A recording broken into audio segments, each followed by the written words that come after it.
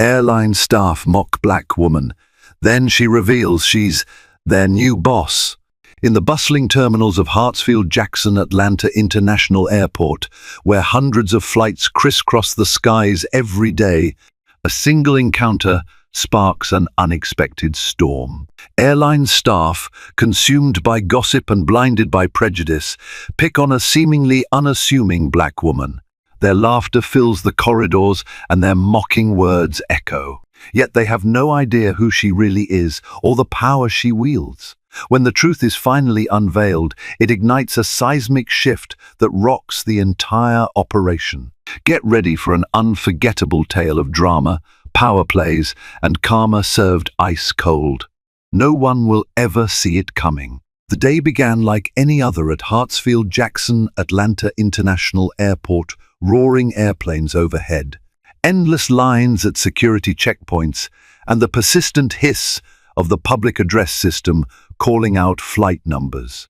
There was a tangible hum of anticipation in the air, fueled by travelers eager to chase business deals, family reunions, or well-deserved vacations. Among the swarm of passengers checking in at the Delta Airlines counters, one woman blended easily into the crowd. Her name was Nadine Reynolds, a poised and quietly confident black woman in her early 40s. She wore a tailored navy suit that complemented her tall, athletic frame. A large leather tote swung at her side, stuffed with documents and a laptop, hinting that she was more than just a casual tourist. Nadine offered a polite smile to the gate attendant, who barely looked up before mechanically scanning her boarding pass. She didn't take offense. She was used to traveling incognito and used to being overlooked by harried staff. Besides, she had arrived a day early for a very important meeting, one that would launch her into a new and influential role at Delta. Unbeknownst to nearly everyone around her, Nadine had just been promoted to Senior Regional Operations Manager, a position that oversaw multiple airport hubs, including the one in Atlanta. Her start date was officially tomorrow. But tonight she was just another passenger in a sea of anxious travelers, boarding a short flight from Nashville to Atlanta. She had kept the appointment hush-hush. Only a handful of top executives in Delta's corporate office knew of her early arrival. Fate, however, seemed to have other plans. As she approached the gate, Nadine overheard a pair of gate agents gossiping about some new big-shot manager set to arrive, rumored to be tough and uncompromising. They had no clue that the woman they were casually talking about was standing just 3 feet away, inconspicuous in her traveler's attire. Nadine listened quietly, gleaning pieces of information, how some staffers were anxious about upcoming changes, how there were swirling rumors about job cuts or departmental shake-ups. They say she's never satisfied. One agent snickered. Watch her come in and start firing people left and right. The other agent rolled her eyes. Like we don't have enough stress. Another boss who thinks she knows better than everyone else. Nadine kept her composure, though the remarks stung. She'd always prided herself on being fair-minded and giving people a chance to prove themselves. The rumors were just that, rumors. But it hurt to know that the staff already judged her without ever meeting her. Moments later, Nadine quietly boarded her flight to Atlanta. She sank into her seat, letting out a slow breath. As the plane rumbled down the runway, she closed her eyes and tried to push aside the gossip she had just overheard. Tomorrow, she would finally step into her new role. For better or worse, she'd face the reality of employees who already seemed wary of her. Yet even she could not foresee the level of open disrespect she was about to encounter within the airline's own ranks, and how that disrespect would ignite a chain reaction of dramatic twists and karmic payback no one could have predicted. Early the next morning, Nadine stepped into the sprawling arrivals hall of Hartsfield-Jackson, a place she'd frequented countless times but now saw in a new light. It was soon to be under her management. Her polished shoes clicked against the shiny tile floor as she navigated through throngs of passengers. Despite the frenetic atmosphere, families wrangling luggage, business people rushing to connect flights, and staff directing travelers, Nadine felt a sense of calm purpose. Her first official meeting with the local leadership was scheduled for later that afternoon. She had hours to spare, so she decided to explore unannounced, observing how the staff interacted with customers. Blending in was easy enough. She had swapped her corporate suit for business casual slacks and a fitted blouse. The only giveaway that she was more than just another passenger was the small gold Delta lapel pin resting discreetly on her collar. As she made her way to Concourse B, Nadine noticed a commotion near a boarding gate. A short line of passengers waited impatiently to check in for a flight, while behind the desk, two gate agents exchanged exasperated glances. One agent, a young man named Todd, had a scowl etched into his face. His co-worker, an older woman named Marcia, tapped her nails on the counter, her impatience palpable. A young black mother stood at the desk, balancing a toddler on her hip, while she rummaged through her purse for a missing ID. Todd sighed loudly and tapped at his keyboard. "Ma'am, I told you we need proper identification for the infant if you want to board." The woman offered an apologetic smile, clearly flustered. "I'm sorry, I must have left the birth certificate in my other bag." Todd let out a derisive laugh and glanced sideways at Marcia. "Typical," he muttered under his breath, though loud enough for Nadine, who was several feet away, to catch. Marcia, smirking, just shook her head as though the passenger were a lost cause. Nadine felt her chest tighten. This was beyond impatience. It was mocking. More than that, it carried an undertone of prejudice. She quickly stepped forward, wanting to intervene, but also aware that she needed to gauge the full extent of what was happening. "Is there anything you can do to assist her?" Nadine asked Todd calmly, stepping into the mother's defense. Todd looked up, rolling his eyes, clearly annoyed at the interruption. He took in Nadine's attire, business casual, but not an official gate agent uniform, thus assuming she was just another passenger. His face crunched in a dismissive sneer. "Who are you exactly?" "Look, this is airline policy, okay? No ID, no boarding." Marcia chimed in, taking a pointed jab at Nadine. "We have procedures for a reason, miss. If she can't follow them, that's her problem." Nadine reined in her rising frustration. "I'm sure there are ways to handle this politely. The passenger may be confused about the documentation requirements. Maybe you can help her find an alternative or see if a digital copy would suffice, if that's permissible under Delta guidelines." Todd's lips curled into a half smile. "You run an airline or something. Don't lecture us on policy." Marcia looked from Todd to Nadine with an amused expression. "Seriously, who do you think you are?" Nadine's heart pounded. She recognized that letting her identity slip right then might cause a scene, but the disrespect not only to the passenger but also to her stung like a wasp. She took a calming breath, resolved to keep her composure. "Soon," she thought, "they'll know exactly who I am, and we'll see how they handle their arrogance when the tables turn." For now, she tried to de-escalate. Turning to the mother, Nadine gently explained an alternative documentation approach and asked if she could access any digital records from her phone. The young woman nodded gratefully, stepping aside to search her email for a scanned copy. Meanwhile, Todd and Marcia shared a quiet laugh, clearly dismissing Nadine as an overzealous bystander. Nadine's jaw tightened. This was her first direct impression of the staff she was about to manage. If such unprofessional and borderline bigoted behavior was happening in plain sight, she could only imagine what else she might uncover. She decided to continue observing, but inside, she was already drafting a plan to address these attitudes head-on. And Todd and Marcia had no idea what storm was coming their way. A few hours later, Nadine walked into a conference room on the administrative level of Hartsfield-Jackson. The space was modern and sleek, with a floor-to-ceiling window overlooking the runway. Sunlight spilled onto the polished table, where a half-dozen chairs were arranged. She noted the fresh stack of documents at each seat, along with name placards for the local management team. This was the moment Nadine had been waiting for, the introduction to her staff and colleagues.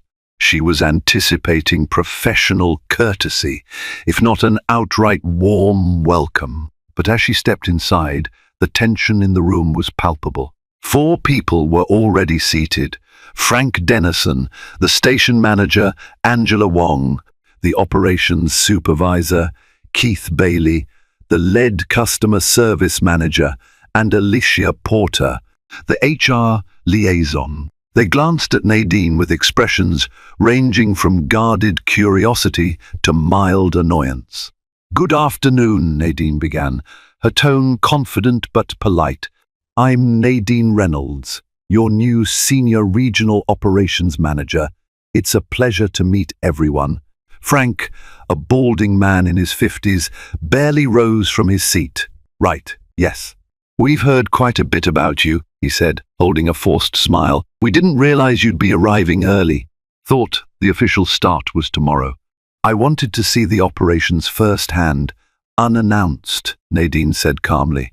"I'm a big believer in experiencing the day-to-day as a passenger might before diving into the formalities." Angela, a petite woman with sharp eyes, narrowed her gaze. "We have a fairly efficient system here, Miss Reynolds. You might have heard we consistently meet our on-time departure metrics." Nadine nodded, taking a seat. She picked up the printed agenda from the table. "I'm well aware of the numbers. But success isn't just on-time performance, is it? It's also about customer satisfaction and staff morale." Her words hung in the air. Keith Bailey, who managed the gate agents and ground staff, cleared his throat. "You're talking about the softer metrics, I suppose. While that's important, let's not forget the primary reason we exist: to safely and promptly service the flights. If a few customers get upset over small things, that's unfortunately part of the business." Nadine's jaw tensed. A few customers upset over small things? She wondered how Todd and Marcia's behavior would be classified. Probably just another small thing to him. "I think we can strive for both, Mr. Bailey," she replied, her voice unwavering. "Safety, punctuality, and respect for every passenger." Alicia Porter, the HR liaison, observed the interaction but remained quiet. Nadine could tell Alicia was taking mental notes, possibly weighing whether to side with the old guard or see merit in the new manager's approach. Frank decided to steer the meeting into official territory. He pulled out a thick binder labeled Delta, ATL Station, Briefing Materials. As the group started running through the day's agenda, financial targets, staff scheduling, upcoming seasonal changes, Nadine listened attentively. She jotted down observations, especially where she saw potential cracks in the armor of efficiency that the local managers praised. She was looking for the root causes of certain staff attitudes, and whether these attitudes were tolerated or even implicitly encouraged. Meanwhile, Frank and Keith occasionally threw skeptical glances at Nadine, as if testing her knowledge or dedication. They seemed unconvinced that someone from outside their tight-knit circle could bring meaningful improvements. By the time the meeting ended, Nadine had learned more than she'd expected.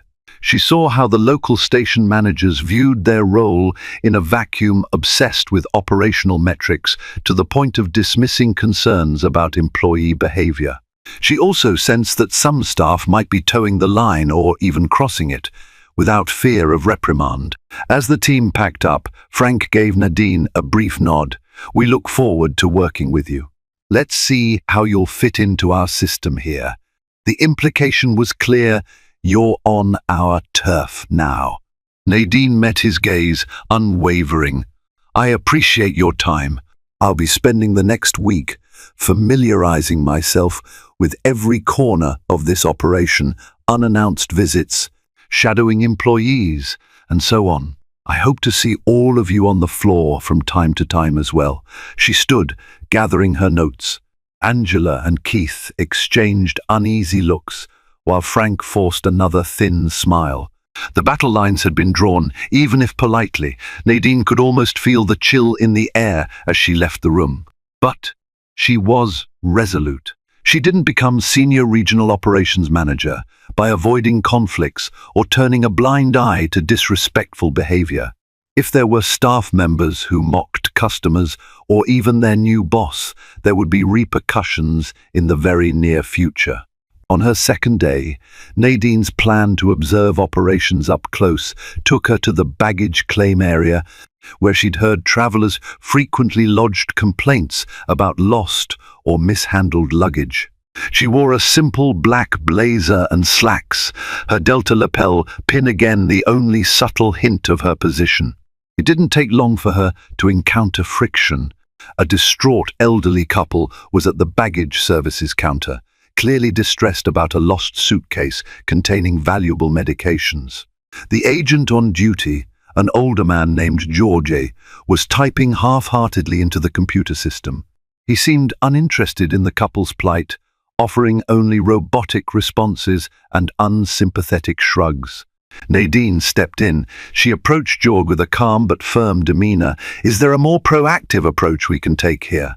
George glanced up, surprised to see a sharply dressed woman who did not look like a typical passenger. "Ma'am, I'm working on it," he said flatly. Tracking the bag, seeing if it got routed to the wrong flight. The couple looked to Nadine with pleading eyes, as if to say, "Please help us." Nadine's heart went out to them. "Could you check with the last known location? Maybe call that gate directly and see if the bag is sitting there," she suggested. George gave her an irritated look. "Look, we have a process. I fill out this form, then the computer sends an alert to whichever airport might have it. If they find the bag, they let us know, and we contact the passenger." Nadine pressed gently, "But this is urgent. There are important medications in that suitcase." George sighed. "I understand that, but we can't break procedure just because someone is in a hurry. If you want special treatment, maybe contact a supervisor." She offered a polite smile. "Indeed. Let's do that." His frustration flared. "I am the supervisor for baggage claims this shift. So, unless you outrank me, you might want to wait." Nadine's composure never wavered. "I see. Well, let's try a different angle, shall we? Please hand me the phone. I'll call the gate myself." That was the final straw for Georges. He rolled his eyes and huffed. "Who do you think you are?" Before Nadine could respond, the elderly wife, who had been watching the exchange, said softly, "She's the first person who's actually cared about our problem. Isn't that enough?" A flicker of guilt passed over George's face. He hesitated, then grabbed the phone and started dialing the gate number, doing exactly what Nadine had suggested. Nadine stayed by the couple's side, reassuring them that they'd resolve this quickly. A few minutes later, Georg hung up the phone, offering a somewhat begrudging nod. The bag's still sitting at gate 12. Apparently, the tag got scanned incorrectly. "They'll bring it here shortly." Relief spread across the couple's features. They thanked Nadine profusely, while Georg slumped in his chair, clearly annoyed at having been forced to deviate from his usual protocol. Nadine escorted the elderly couple to a nearby seating area, assuring them the suitcase would arrive soon. As she walked back, she caught sight of George exchanging eye rolls with a younger agent, as if mocking Nadine's approach to problem-solving. The younger agent chuckled, and Nadine felt a spark of anger ignite in her chest. She took a mental note of his name badge, C. Phillips. Another staff member with questionable attitude, she thought. There's a pattern here. With each passing encounter, the scope of Nadine's challenge became clearer. She was not just dealing with one or two problem employees. There seemed to be a culture of indifference, even derision toward passengers. A culture that might also harbor biases, as she'd seen with Todd and Marcia. The question nagged at her, were these employees merely overworked and jaded, or did they believe they were untouchable? If so, they were in for a rude awakening. Nadine vowed to dig deeper, knowing that the real showdown was yet to come and that she would eventually reveal her true position in a manner no one would forget. To truly understand the culture, Nadine knew she had to go where the staff relaxed and let their guard down. She had always believed that break rooms often provided the clearest glimpse into how employees really felt about their workplace and each other. It was late afternoon when Nadine found her way to a plain, windowless room tucked behind the baggage claim area. A few chipped tables, mismatched chairs, and a vending machine humming in the corner gave the room a drab appearance. A half-eaten box of donuts sat on a table next to crumpled soda cans. Inside were 3 gate agents she recognized from her observations: Todd, Marcia, and the younger agent from baggage claim, C. Phillips. They were immersed in conversation, their voices hushed but animated. Nadine lingered by the doorway, mostly out of sight, and listened. So they say the new big boss is some big deal woman from another region. Some people claim she's a real ball-buster, Todd snorted. I heard the name Nadine something. Marcia sipped her coffee, rolling her eyes. Nadine Reynolds, apparently. Paffed, she won't last a month in this hub. We have our ways here. C. Phillips let out a short laugh. That's what I like to hear. Ain't nobody messing up my routine. If she tries to enforce new rules, we'll just do the bare minimum.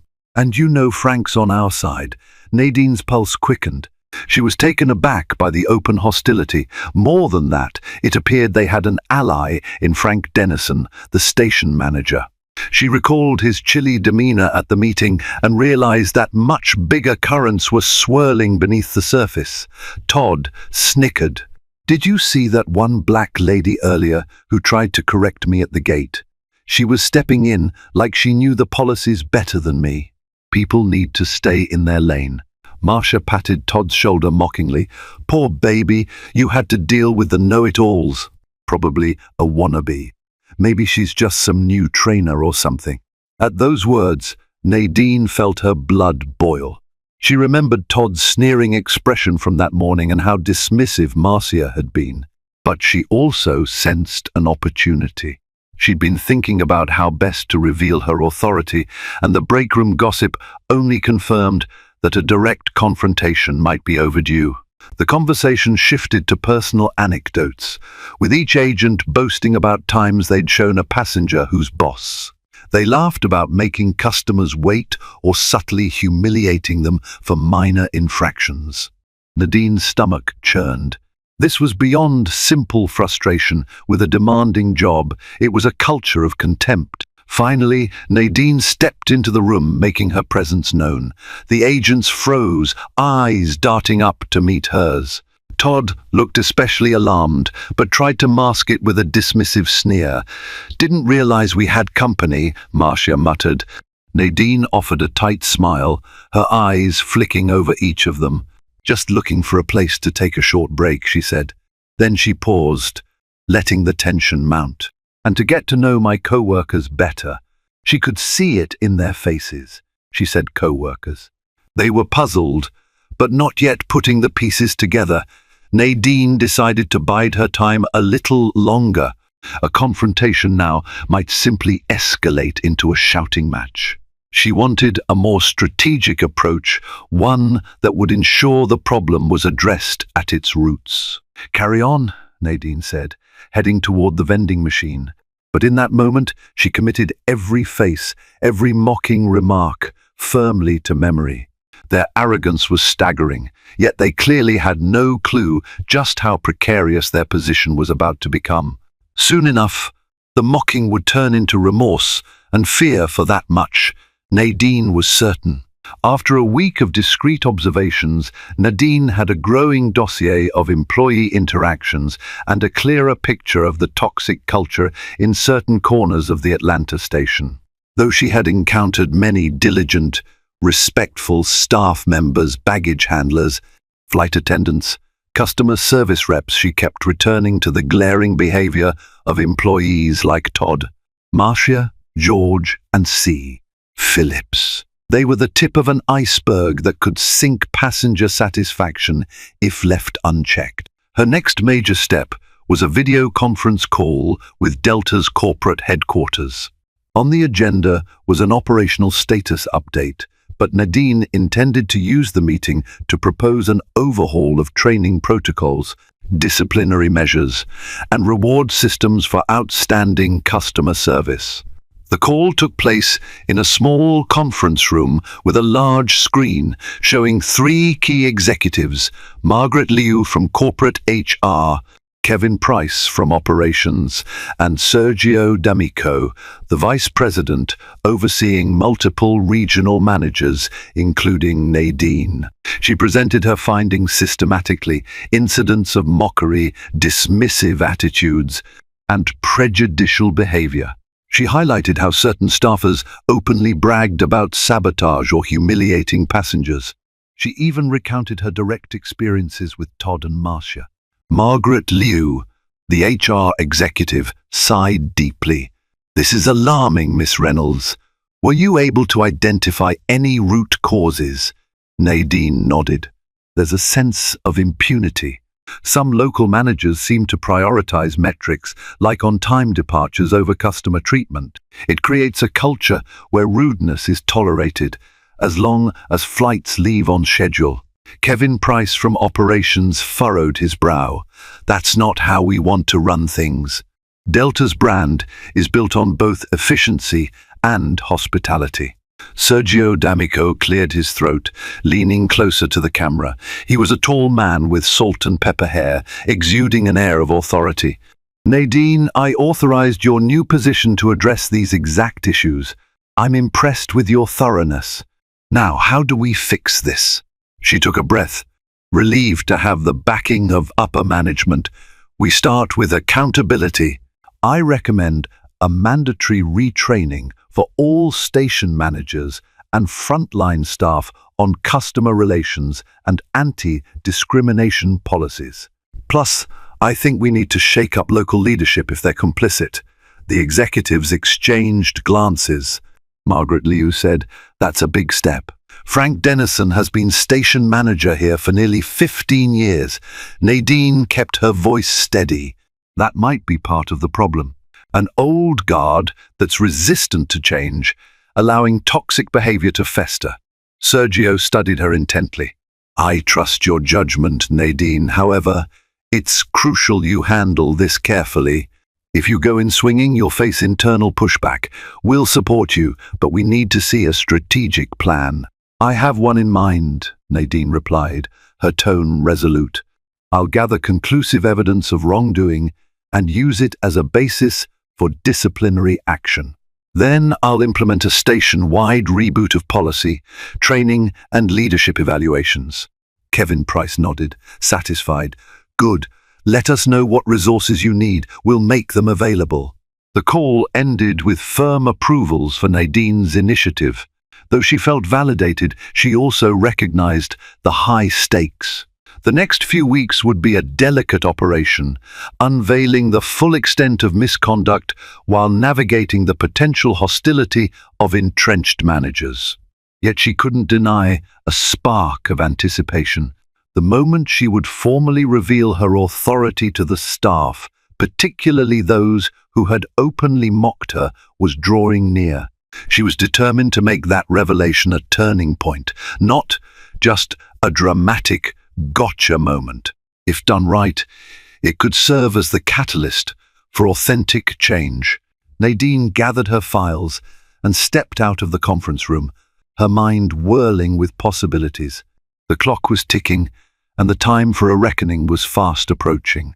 Emboldened by corporate support, Nadine spent the following days methodically gathering evidence and speaking discreetly with more employees. She uncovered a hidden world of cliques and alliances, managers protecting their favorites, staff members covering for each other's misdeeds, and a handful of genuinely caring employees whose voices were drowned out by the negativity around them. Her plan had two main components. First, she intended to call a station-wide meeting, one that would be mandatory for every employee. from gate agents to ground crew, and even back office personnel. This meeting would serve as a grand unveiling of new policies and the official stance of corporate. Second, she would follow up with individual disciplinary actions for those who had flagrantly violated company standards of conduct. When Nadine approached Frank Dennison about scheduling this meeting, he looked perplexed. "We don't typically call gatherings with everyone," he said. "That would disrupt operations." Nadine remained firm. "We'll stagger it by shifts and ensure minimal impact on flights." "But this is non-negotiable." Frank's brow creased, a flash of irritation crossing his face. "Fine. I suppose we have to comply with corporate's directive." She nodded, reading his mood. He might claim it was a corporate directive, but in truth, she knew he had no idea how close the corporate relationship truly was to her agenda. She had to be cautious. If Frank suspected his own position was at risk, he could try to sabotage her efforts. Next, Nadine circulated a memo about the mandatory meeting, ensuring it emphasized positive change, an exciting new chapter for Delta's Atlanta operations. She wanted to quell rumors that she was some tyrant come to wield an axe. Nonetheless, the undercurrent of apprehension was palpable. Meanwhile, Todd, Marcia, and Phillips were oblivious to the storm building around them. They carried on mocking passengers and complaining about the new boss. Todd bragged to a co-worker, "If she tries to come down on us, we'll just do a work to rule slowdown. She'll have to back off." Unbeknownst to them, Nadine had quietly compiled witness statements, passenger complaints, and even video footage from security cameras that captured their rude behavior. She took no pleasure in the idea of penalizing employees, but she couldn't overlook their consistent disrespect, especially if it crossed into racist or discriminatory territory. In a stroke of irony, Nadine found an ally in Alicia Porter, the HR liaison who had been cautiously observing the station's dynamics. Over coffee in the airport's staff lounge, Alicia confided that she'd faced significant pushback whenever she tried to discipline employees who had powerful friends in management. "Frank is protective of Todd and Marcia," Alicia revealed. "They've been around a while and he sees them as untouchable." "It's going to get messy." Nadine set her coffee cup down firmly. "We'll weather the mess. This station needs a reboot, Alicia.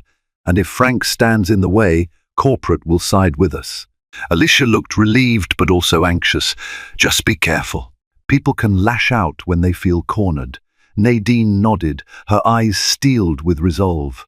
"I know, but cornered animals are often the easiest to expose." With the mandatory meeting set for the end of the week, the stage was nearly ready. Nadine felt the weight of the moment. This would be her opportunity not just to reveal her leadership, but to chart a new path forward.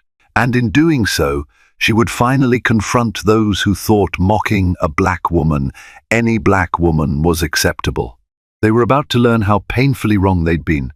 3 days before the big station-wide meeting, Nadine caught wind of another incident that pushed her patience to the limit.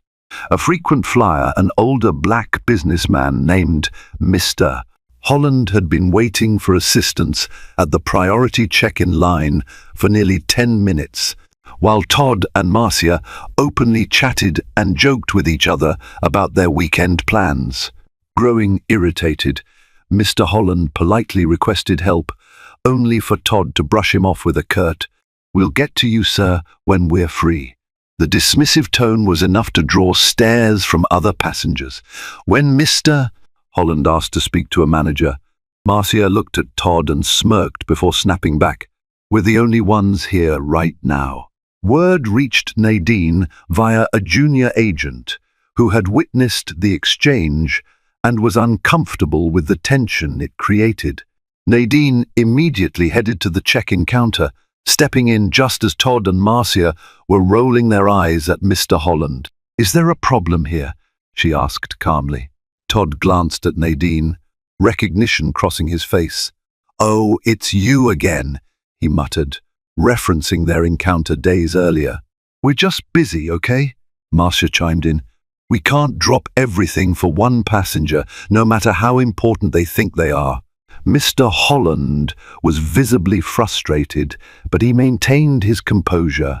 I've been a Diamond Medallion member for over a decade, and I've never seen such an unprofessional attitude. He turned to Nadine, not yet knowing who she was. Thank you for stepping in.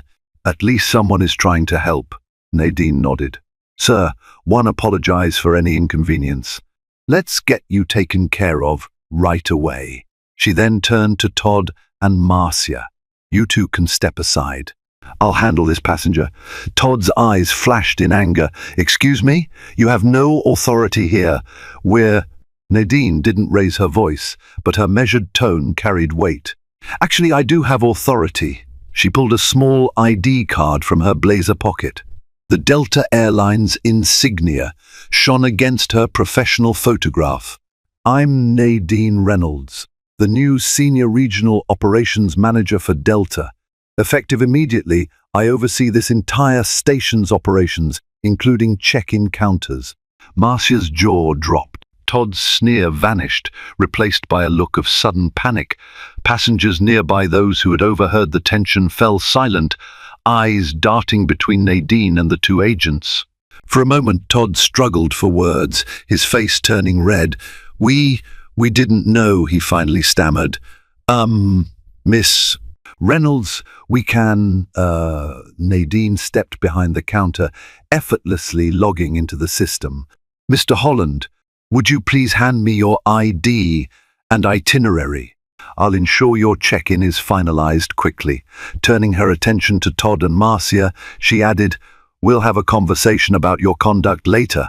For now, consider yourselves relieved of duty for the remainder of this shift. Alicia Porter from HR will be in touch with next steps. Marcia spluttered. But, Nadine fixed her with an unwavering stare. Do you need me to repeat myself? Cowed, both agents slunk away from the counter, their bravado crushed. Mr. Holland watched the entire exchange with a quiet smile of approval. Nadine swiftly completed his check-in, made sure to offer him a heartfelt apology for the poor service, and even provided a voucher for lounge access. As Mr. Holland thanked her and walked away, Nadine exhaled, feeling the weight of the confrontation lift. Passengers who had witnessed the incident dispersed, some murmuring about how surprising it was to see a senior manager step in so personally. Unbeknownst to Todd and Marcia, the real consequences of their actions were only beginning. By forcibly revealing her position, Nadine had taken a public stand against their disrespect. Soon, the entire station would learn that mocking a black woman or any passenger had tangible repercussions, and that the new boss was neither powerless nor inclined to tolerate their games. News of Nadine's public takedown of Todd and Marcia spread through the airport like wildfire. Staff members whispered the story in corridors, break rooms, and on shuttle buses, ferrying them between parking lots and terminals.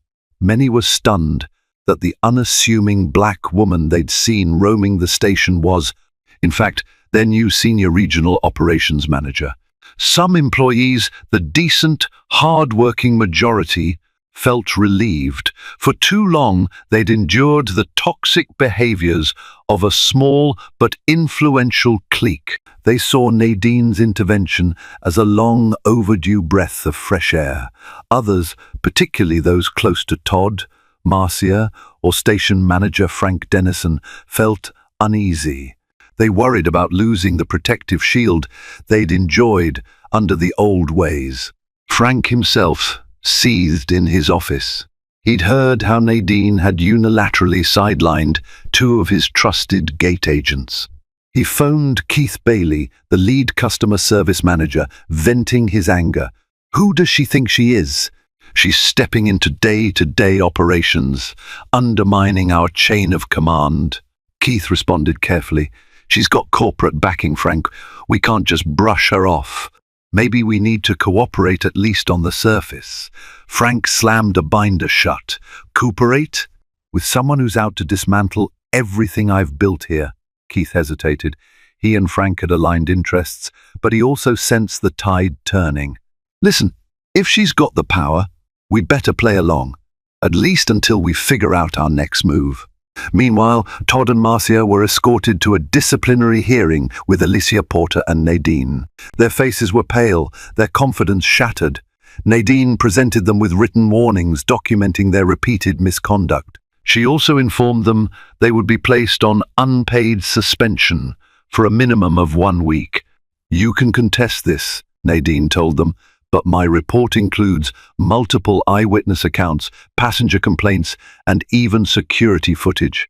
Your best bet is to reflect on whether you're willing to meet Delta's standards going forward. Todd hung his head, muttering, "This is ridiculous. We were just doing our jobs." Marcia's voice quavered. "Yeah, you're blowing this out of proportion." Nadine's gaze hardened. "Mocking passengers is not your job. Refusing to assist them is not your job. I'm enforcing our official guidelines on customer service and workplace conduct. If you find that unfair, you're free to seek employment elsewhere." They left the office, their attitudes subdued, though Nadine doubted they'd had a true change of heart. Still, she had made her point. Throughout the station, employees began to take notice. Some scrambled to adjust their behavior, worried about being the next target of Nadine's zero-tolerance stance. Others reached out to her directly, sharing stories of mistreatment they'd experienced or witnessed, hoping for a fair resolution. Slowly, the station's culture began to shift. Yet, Nadine knew the battle wasn't won. She still had to contend with Frank, whose authority had been undermined. The mandatory all-station meeting was just 2 days away, and she could sense him plotting how to regain control. Nadine resolved to stay vigilant. If Frank tried to sabotage her efforts, she would be ready. For now, the immediate fallout worked in Nadine's favor. Staff who once laughed behind her back had gone silent, realizing they'd misread her entirely. Their untouchable clique was no longer protected by anonymity or favoritism.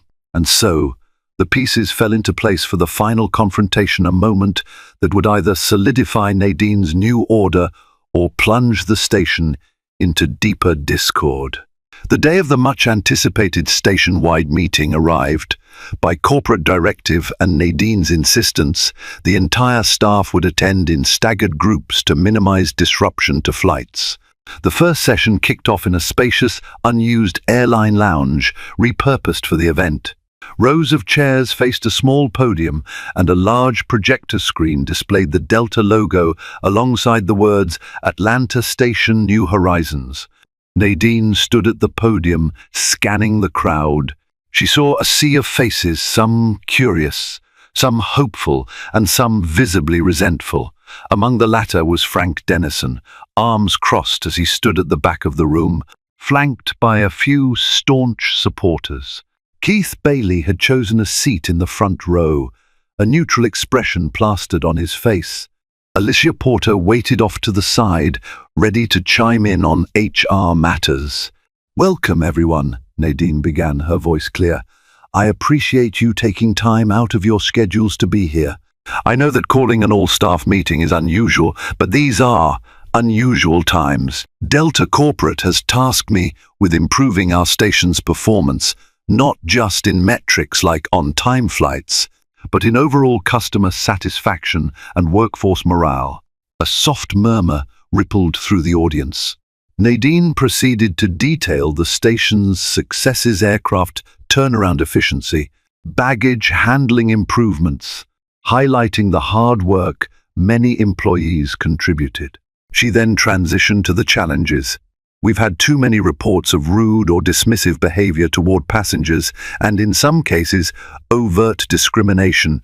That's unacceptable. We're better than that." She saw Todd, recently returned from suspension, shifting uncomfortably in his seat. Marcia was present as well, arms folded, eyes down. Others exchanged uneasy glances. Nadine clicked to a slide outlining new initiatives, mandatory customer service retraining, emphasizing empathy, clear communication, and bias awareness. Revised disciplinary procedures, ensuring accountability for those who violate company policies or engage in disrespectful conduct. Open door feedback policy. Employees at all levels could report issues or suggest improvements directly to Nadine's office without fear of reprisal. She paused, letting the weight of these changes sink in. I know some of you might see this as an intrusion or as unnecessary, but I assure you, these measures come from the highest levels of Delta corporate. The world is watching how we treat our customers, how we treat each other. A voice interrupted from the back. Frank, Miss Reynolds, don't you think you're overhauling things a bit too quickly? Most of our staff have been doing their jobs for years without issue. Nadine met his gaze. I appreciate your concern, Mr. Dennison. But if there truly were no issues, we wouldn't have the volume of complaints we're seeing. Let's not pretend everything is perfect. We owe it to the employees and the passengers to address these challenges head-on. An uneasy hush fell. Nadine continued, Delta isn't just an airline, it's a brand built on trust and hospitality. If we lose those core values, we lose the loyalty of our customers. And if our employees feel undervalued or let toxicity fester, the entire operation suffers. When she finished, Alicia Porter stepped up to explain the HR perspective, fielding questions about updated grievance procedures and confidentiality protections. Nadine watched the audience closely, noting pockets of approval and pockets of defiance. Frank stood stiffly, making no move to speak again. As the session ended, Nadine concluded with a pointed message. This station has immense potential. But potential means nothing if we're divided by disrespect and negativity. My door is open. Let's rise together. Applause rippled through some corners of the room. Others, like Frank's faction, remained silent. Yet Nadine felt a surge of determination. The new policies were now out in the open, endorsed by corporate. Any attempts to undermine them would face strong headwinds. The day wasn't done, though. Nadine had multiple sessions to conduct, ensuring every shift got the same message. And she had a feeling the final pushback from Frank or Todd or others was just around the corner. Regardless, she was ready to stand her ground. The final session of the day concluded as the late evening shift clocked in. Nadine had repeated her presentation and answered questions from a new set of employees. She was physically exhausted, but mentally charged. The rollout had gone relatively smoothly, though tension still simmered in certain circles. After the last group filed out, Nadine began collecting her materials. She was about to shut down the projector when Frank Dennison walked in, wearing an expression that could curdle milk. Behind him were Keith Bailey and another manager, Carla Reyes, who looked uneasy. Miss Reynolds, we need to talk, Frank said, his tone clipped. Nadine turned to face him. Of course, let's talk. Frank crossed his arms. I've been station manager here for 15 years. I've achieved record on-time performance, high baggage efficiency, and minimal safety incidents. Now you come in with your grand ideas, telling us we need our boot. I think you're overstepping. Keith cleared his throat, trying to mediate. Frank, she does have corporate backing. Frank shot him a glare. I know that, Keith, but corporate's not here in the trenches. I am, and I'm telling Miss Reynolds, you don't just waltz in and declare half our staff incompetent. Nadine kept her tone calm. I never said anyone was incompetent, Mr. Dennison. I said some employees are engaging in behaviors that harm our brand and disrespect customers. Carla Reyes, a usually quiet manager, stepped forward tentatively. Frank, we've had complaints. You know that. Alicia's been bringing them to HR for months. Maybe it's time. Frank slammed a hand on the table. Stay out of this, Carla. I know what's best for this station. The sudden outburst made Carla flinch. Nadine kept her gaze on Frank, reading the anger and desperation etched on his face. He feels cornered, threatened. Softening her tone, Nadine said, Mr. Dennison, the first respect your years of service. But clearly, some issues have slipped through the cracks. I'm here to address them, not to tear down everything you've built. Let's find a path forward together. Frank scoffed. Yeah, your path forward is suspending my best gate agents, threatening more disciplinary actions, and telling us we need to train for biases. You're humiliating me and them in front of the entire station. Nadine exhaled slowly. Would you prefer we ignore the complaints? That we allow employees to mock passengers based on race or perceived status? He faltered for a moment, eyes darting between Keith and Carla. That's not what I'm saying.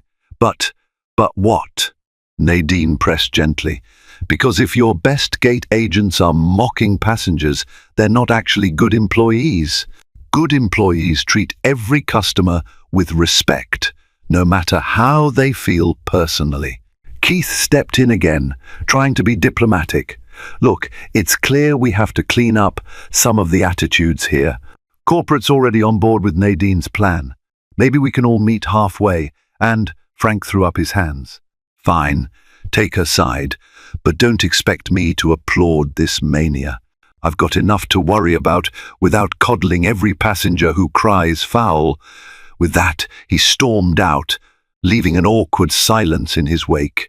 Carla's eyes hovered, unsure whether to follow Frank or stay. Finally, she mumbled a half-hearted apology and hurried after him. Nadine turned off the projector, her heart pounding. Keith let out a weary sigh. I tried to warn you. Frank's deeply entrenched. He believes any criticism of his station is a personal attack. This might get worse before it gets better. She nodded, a determined glint in her eye. I'm prepared for that. Sometimes you have to weather the storm to see the sunlight, Keith. They left the lounge, the echoes of Frank's anger still ringing in the quiet corridor. Nadine knew the final reckoning with him was approaching, a confrontation that might well decide the fate of the station's leadership. But she also knew this change was happening, and no amount of bluster or intimidation would halt its tide. The next few days were tumultuous. Frank Dennison, clearly bitter about Nadine's new policies, tried to rally his loyalists to resist. He spread rumors that the new boss was out to cut jobs, imposing impossible standards. Some employees believed him and resented Nadine. Others, including those who had suffered under the old regime, saw through his fear-mongering. Despite Frank's efforts, Nadine pressed on. Her open-door policy began to bear fruit. Employees came forward to share stories of harassment, unethical behavior, and intimidation under Frank's reign. Alicia Porter compiled these testimonies into formal reports. The tipping point came when a high-profile passenger, an executive from a Fortune 500 company, was subjected to racial slurs by a ramp supervisor who was part of Frank's inner circle. The passenger immediately lodged a complaint, which reached corporate in record time. With that final nail in the coffin, Sergio D'Amico from Delta's top leadership stepped in. An emergency video call was scheduled. Nadine, Frank, Alicia, and Sergio joined, along with the airline's legal counsel. Sergio's expression was solemn yet resolute. I've reviewed the complaints. Our brand is at risk. I can't overstate how serious this is. Frank tried to defend himself. We have isolated incidents. Sergio held up a hand. Frank, enough. You've been station manager for a long time, but under your watch there's been a consistent pattern of disrespect and discriminatory conduct. The new policies miss. Reynolds introduced should have had your full support, but instead you obstructed her efforts. He cast a regretful look at Nadine. Miss Reynolds, on behalf of Delta, I apologize for the internal resistance you've faced. That ends now. Sergio shifted his gaze back to Frank. We're placing you on indefinite administrative leave, effective immediately.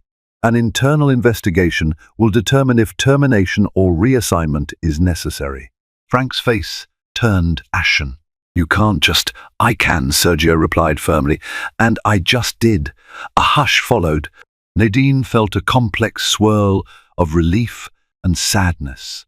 Despite Frank's antagonism, it was never her goal to destroy his career, but his stubborn refusal to address a toxic culture had brought him to this moment. That afternoon, a memo was circulated station-wide, effective immediately.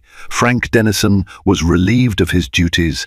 Nadine Reynolds would serve as the acting station manager, in addition to her regional operations role. The news spread like wildfire. Some employees were stunned, others quietly celebrated the end of an era. In the days that followed, Todd and Marcia returned from their suspensions with noticeably chastened attitudes. Rumor had it that they were actively looking for new jobs, fearing further repercussions. George in baggage claim kept his head down, following Nadine's new protocols. Even C. Phillips, once smug, avoided drawing attention to himself. At the same time, a renewed sense of optimism began to blossom among staff who genuinely wanted to do their jobs well. Nadine launched a series of listening sessions, inviting employees to brainstorm solutions for customer complaints. She also set up a reward system for exemplary service, shining a spotlight on those who went above and beyond for passengers. Her final act was a heartfelt message to the station. Change can be intimidating, but it's also an opportunity. We have a chance to set a new standard here at Atlanta, to be the best of what Delta represents. In the end, the hard karma that struck Frank and his cohorts was not merely punishment, it was a course correction for an entire operation that had drifted off track. Nadine's quiet strength and unwavering commitment to respect had proven powerful enough to topple arrogance and prejudice. Standing in the terminal one evening, watching travelers hurry to their gates with a sense of calm efficiency, Nadine felt the weight of her new responsibilities, yet she also felt hope. A hope that from now on, no staff member would mock a passenger based on race, and no manager would protect such behavior. A hope that everyone, employees and customers alike, could start believing in Delta's promise of hospitality and fairness. Her phone buzzed with a message from Sergio. Great work, Nadine. Keep leading by example. She smiled, slipping the phone back into her blazer pocket. Though the journey had been fraught with conflict, the future looked brighter than ever. Thank you for joining this riveting journey of power, prejudice, and transformation.